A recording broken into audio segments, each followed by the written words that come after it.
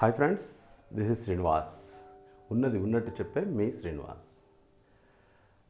నిన్నటి luxury budget టాస్క్లో భాగంగా పెళ్ళి అంత సందడిగా జరిగిన విషయం తెలిసిందే. మొత్తానికి పెళ్లి చేశారు, వాళ్ళకి శోభన ఏర్పాట్లు కూడా చేసి అక్కడితో పెళ్లి తంతు అనేది పూర్తి చేశారు. అయితే ఈ తంతులో భాగంగా గణేష్ యాటిట్యూడ్ మారింది. గణేష్ ఎప్పుడైతే ఎలిమినేషన్లో లేడో అక్కడి నుంచి తన వే ఆఫ్ టాకింగ్ కూడా మారింది అంటూ కౌశల్, తనీష్లు డిస్కస్ చేసుకోవడం కూడా అదంతా కూడా కొంచెం చాలా డిస్టర్బెన్స్గా అనిపించింది. వాళ్ళు అంటే గణేష్ విషయంలో డిస్టర్బెన్స్గా అనిపించిందని వాళ్ళు అనుకోవడం.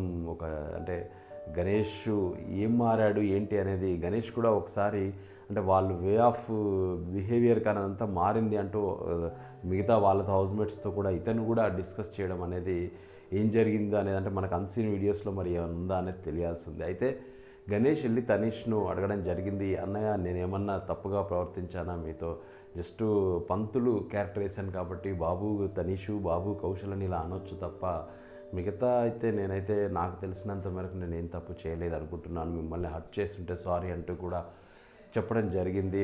అయితే ఇక్కడ తనీష్ మాత్రం అంటే నువ్వు ఖచ్చితంగా డిఫరెంట్ అయ్యావు, నేను అది నా తమ్ముడైనా సరే నేను చెప్తాను, నువ్వు నన్ను ఓన్ చేసుకున్నా కాబట్టే ఇలా నేను నీతో సరిగా ఉండలేకపోతున్నాను, బట్ టైం ఇచ్చేస్తే అది సెట్ అయిపోతుంది, నేను ఇమ్మీడియట్గా అంతలా ఇమ్మీడియట్గా నేను మారలేను అంటూ చెప్పడం. కానీ కౌశల్ కూడా గణేష్ ఎప్పుడైతే ఎలిమినేషన్ రౌండ్లో లేడో అక్కడి నుంచి తన వే ఆఫ్ బిహేవియర్ కానీ వే ఆఫ్ టాకింగ్ కూడా మారింది.